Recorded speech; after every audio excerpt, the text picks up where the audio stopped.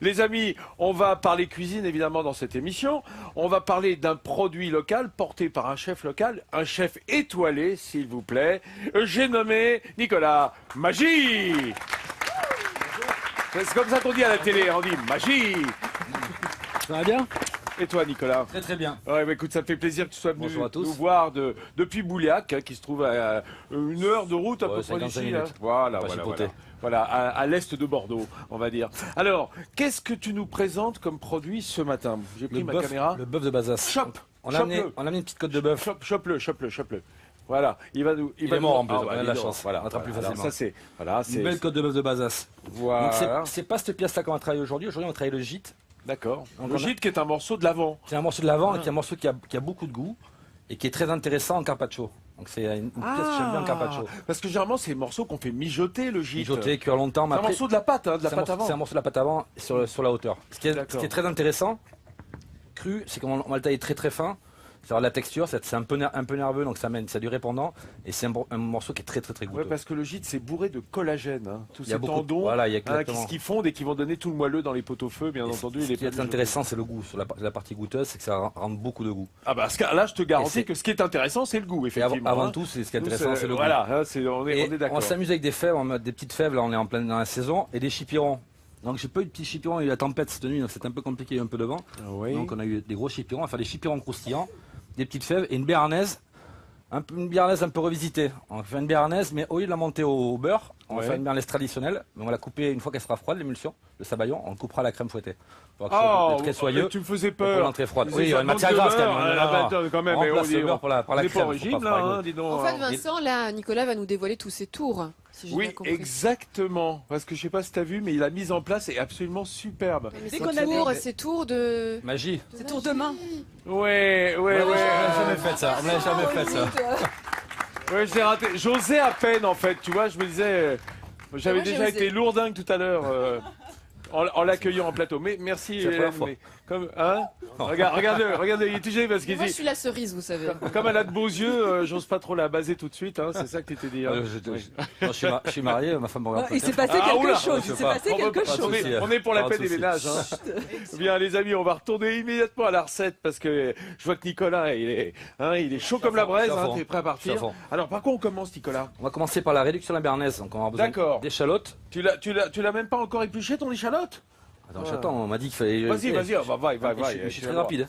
Moi, je chauffe la casserole pendant ce temps-là. Pas trop chaud. On va faire un démarrage, une petite goutte d'huile d'olive, un peu de beurre pour éviter que le beurre brûle. Où est-ce qu'elle est ton huile d'olive, c'est ça? Juste ici. J'imagine. J'en mets un petit coup? Un tout petit peu.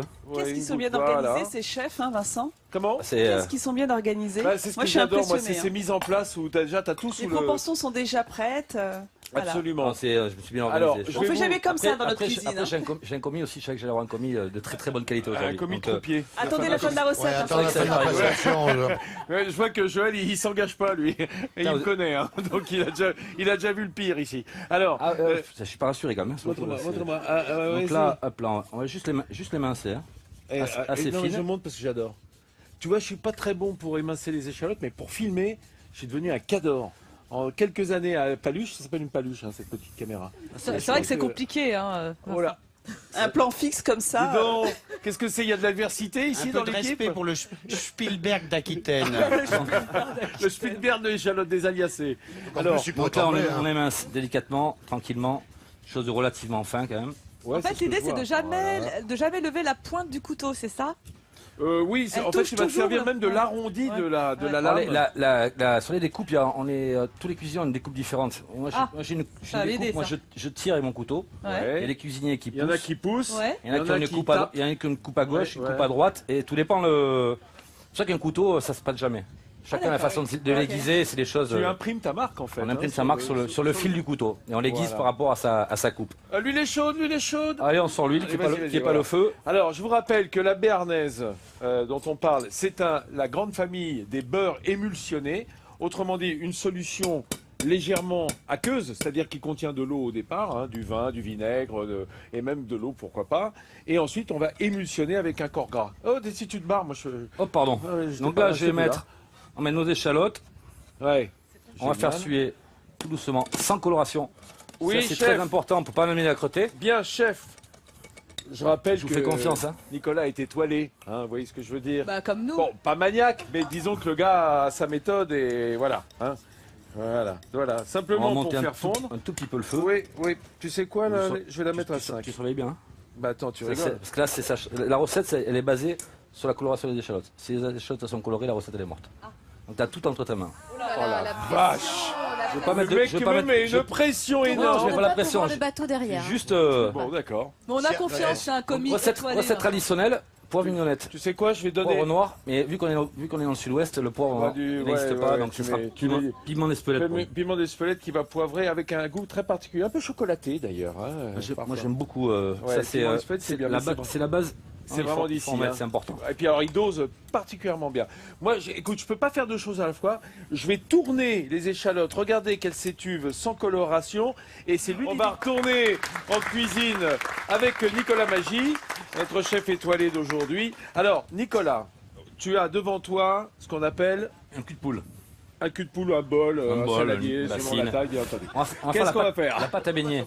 Donc on va mettre de la farine, type Ouais. 45, J'aime bien que tu dises type 45, c'est une farine très blanche. hein. très blanche, voilà. Hein, On va parce que plus l'indice est haut, le chiffre est haut, type 55, type 65, plus il y a de résidus quand on la, en fait, quand on la brûle, parce qu'on juge sur les cendres de la farine. Donc une farine type 45, c'est une farine très blanche, voilà, où il reste pas grand-chose quand on la Un peu brûle. de fécule de pomme de terre, Oh, un quart, ouais, c'est bien, c'est pour alléger. pour alléger un petit peu. D'accord, la fécule c'est plus léger que la farine. Un tout petit peu de levure chimique. D'accord. On va y Ah, tu mettre- mets de la chimique, toi Un tout petit peu de levure chimique. Tu mets de la c'est- chimique dans sa On est cuisine. plus sur c'est moléculaire. Donc on va venir mettre un œuf. D'accord. On va faire un petit Dans un puits au petit milieu. Parce que je vous rappelle que la recette lie la viande en carpaccio, hein, la viande de bœuf de Bazas. Juste le jaune d'œuf. Hein, bœuf de Bazas, c'est un procédé d'élevage hein, dans la région de Bazas. Et c'est du bœuf fermier, hein, en quelque Bien sorte. sûr. Et les chipirons, c'est-à-dire des calmars frits. C'est un Donc, c'est terre et mer. un terre et mer. Voilà, On aura mais un équilibre entre c'est le- normal puisqu'on est au bord de la Gironde, qui est le symbole du terre et mer, hein, puisqu'on Ça, c'est- on ne sait pas si on est en rivière ou en mer ici. Donc là, vous allez voir en plus l'équilibre est relativement sympathique et on va voir l'acidité qui va venir de la béarnaise, tout simplement. Donc on met de l'eau très glacée, très glacée. Ah, c'est comme les pâtes à tempura Mais japonaises. c'est un esprit de tempura un peu dans C'est le. l'esprit tempura, Voilà. mais girondin. Exactement. Voilà. Là on aurait pu mettre, on aurait pu la parfumer, on aurait pu mettre de l'estragon haché, dedans on pourrait mettre du vin rouge, mouillé avec du vin rouge, mouillé avec du vin blanc. Après on peut.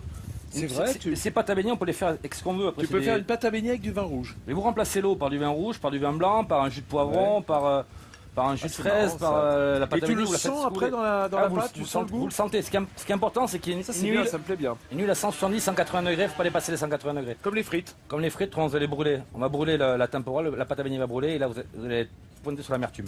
Donc la pâte à beignet, elle est faite. Hop, bah voilà. Tu vas tremper dedans On et va- pendant ce temps-là, chef, nous voilà au moment de frire nos chipirons. Alors, dans le sud-ouest, ça s'appelle chipiron. On dit supion dès qu'on va vers le sud-est.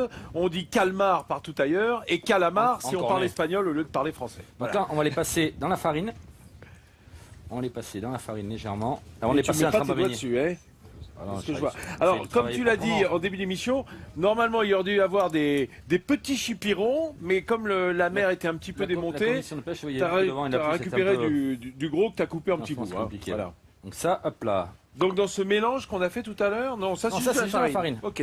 C'est pour qu'il y ait une accroche. C'est vraiment pour que ça accroche comme il faut à la, hop là, pardon, à la pâte à beignet. Alors, hop, Là, l'huile est chaude. normalement, l'huile est Ah ouais. chaude. On les Regardez, pose. et évidemment, ça fait des gouttes.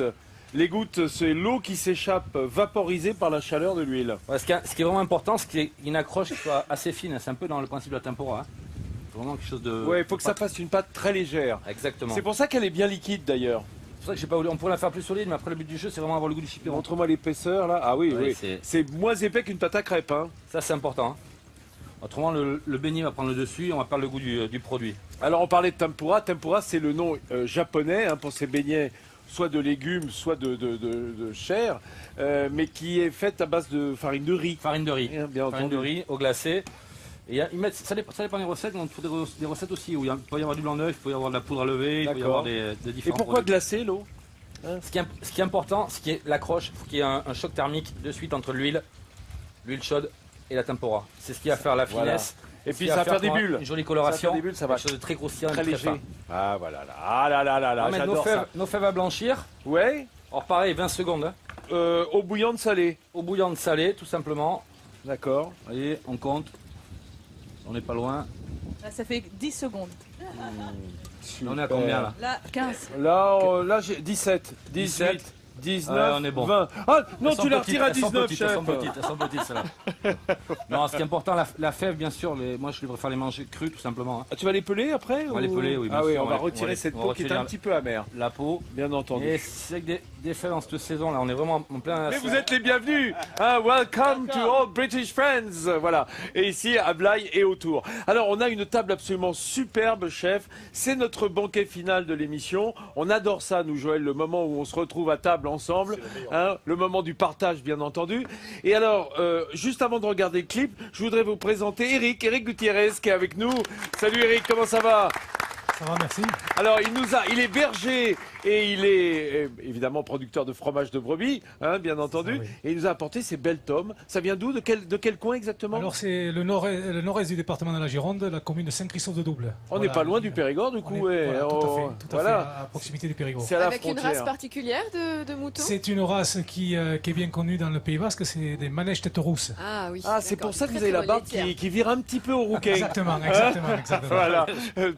Par anamorphe, comment on dit? Comment est-ce qu'on- Analogie. Zoomorphisme. Ouais. Zoomorphisme, j'aime bien, voilà. Zoomorphisme. Ouais, par amour pour ces brebis, quoi, en quelque sorte. Alors, on a avec nous, donc, ces magnifiques tomes. On a un produit que je voudrais que Joël déguste, qui s'appelle le greuil. Qu'est-ce que c'est le greuil? Le greuil, c'est de la rocuite. En fait, le greuil, la rocuite la plus connue et qui a d'ailleurs une AOC, c'est le brooch en Corse. Ah, d'accord. On Ou appelle la ça- ricotte. Ou ricotta en Italie. On Voilà, peut faire c'est- des beignets au brooch. Ça, c'est super bon. Il y délicieux. en a des chacun beignets au brooch. J'ai pas prié pour déguster. Hein. intéressant, C'est pas de la on travaille avec des faisselle, asperges alors. en dessert. C'est pas de la finesse, Ça c'est fait avec ressemble, le petit lait. En fait, quand on a fait la tome, on récupère le petit lait, on le fait recuire. C'est pour ça qu'on appelle la rocuite. Alors, le chef Nicolas nous dit, alors, comme on est dans le Blayais, il y a des asperges superbes, et ça, avec les asperges, c'est Ça, merveilleux. en dessert. En dessert avec les asperges, on travaille les asperges crues telles quelles, Ouais. brutes.